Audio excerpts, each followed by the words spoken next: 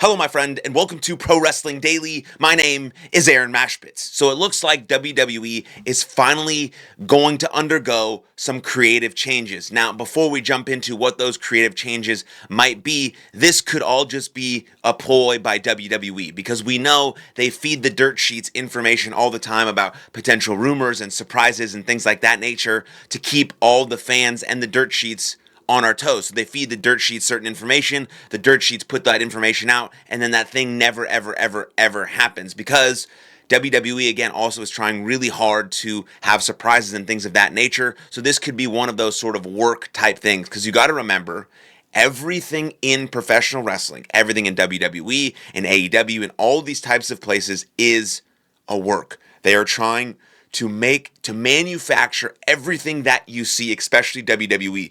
Now, with that said, WWE knows that they've been getting a lot of heat from the fans, from YouTube channels saying all about how this WWE creative currently is very bad and it hasn't been very good throughout all of 2025, and we're in October of 2025. WrestleMania was mediocre. WrestlePalooza, which just happened on ESPN, was mediocre, right? There's been some really strong moments that have really just sort of taken over the space for a while, like AJ Lee's return, right? John Cena's heel turn. Things like that have been incredible, but for the majority of things, they hasn't been very good. Hasn't been very sort of memorable, you could say. I mean, I can't really remember any other moments outside of that. Recently I remember Drew McIntyre kicking Cody Rhodes' head through an announce table. That was awesome. Anytime Roman Reigns comes out, I remember that. I don't really remember a lot of WrestleMania matches outside of like the triple threat matches that stole both shows and Jey Uso winning the world title. I remember The Rock bailing. I remember John Cena turning heel, then coming back to babyface. I remember AJ Lee returning. Like I remember certain things like that. But there's not some like really deep story that we can invest in right now. The best story happening right now is Seth Rollins, Cody Rhodes, which has a 3-week buildup heading into Crown Jewel on Saturday, right? Like it's about the vision. It's about Seth Rollins. It's about will his group crumble if he can't beat Cody Rhodes? I mean, that's a great story. Then, the rumor is that Brock Lesnar is going to return and make a surprise appearance at Crown Jewel to help to help Seth Rollins win and beat Cody Rhodes, and then he joins the Vision to set us up for War Games. I mean, that right there is a good creative story that we can sink our teeth into. But outside of that, I'm saying WWE is falling short, and it might be because of TKO. TKO's rising ticket prices are an issue. WWE's lack of care for their fan base is an issue, which bleeds into not creating storylines and having creative stories and really enriching stories that fans are going to buy into. And so with all that, you never know what's true, what's not true, but that's the whole point of loving professional wrestling. You just get sucked in and you buy it and you believe it, and it's awesome. So sources do indicate to Body Slam that WWE is undergoing some creative changes to their team to improve the overall product. Now, hopefully, it's not just a work. Hopefully, WWE is actually doing this and actually hearing and actually listening to their fan base saying, we need stories to invest in. We have to change the creative. We need something to sink our teeth into, especially if the ticket prices are going to be astronomical.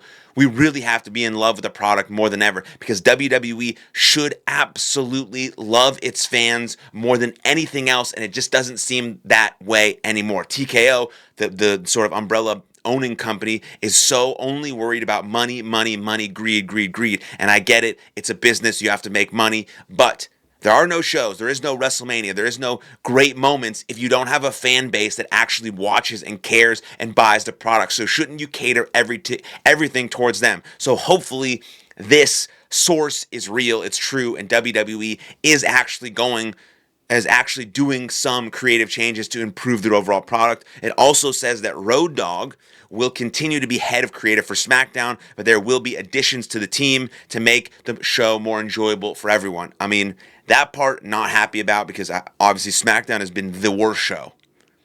When it was 3 hours, it was bad. It's 2 hours, it's bad. It hasn't been very memorable. Of course, there have been some memorable moments. I just mentioned Drew McIntyre kicking Cody Rhodes in the head. There's been some memorable moments. Of course, AJ Lee's return, probably the greatest SmackDown of all time, right? Whatever the case may be. But Road Dogg is the one leading creative, and so obviously Road Dogg is the one who's not doing a very good job. So boot him out or get some fresh eyes, get some fresh writers, get some fresh perspectives in there to allow these ideas to marinate, and then maybe tell Road Dogg to take a seat back, to take a 2-week vacation, to clear his head, to think about some ideas. It can't be the old tried and true wrestling stuff does work, but it needs to be sort of in a fresh sort of view for the fans. It can't always be the same stuff. And Road Dogg has been around so long that he's just doing the same stuff over and over and over and over again. And so yes, it's great that they're going to add more people to his team, but he has to be the one. He has to be the one to accept the changes and to receive new ideas and to be receptive to new ideas. Because if Road Dogg is only doing his old tricks that sometimes work, that sometimes do work and don't work or whatever, if he's not receptive to any new ideas, there's never going to be any changes. So I'm glad there's like an initial sort of, yes, we need to undergo some changes, but on SmackDown, especially with Road Dogg, there needs to be some real changes, not just some additions to his team, but I think he might need to take a step back overall from creative to see how that could spice things up on Raw, on SmackDown, on the PLEs. Maybe ESPN has an investment in sort of the creative process because they've invested $1 billion. Maybe TKO is hiring some more different writers from different avenues or different entertainment industries to help WWE create the best product possible, because WWE and professional wrestling as a whole is about storytelling. That's the whole thing. Wrestling is culture. It tells stories. It tells narratives that people can buy into, that people can believe in, that people can connect to, that people can get invested in. That's the whole point.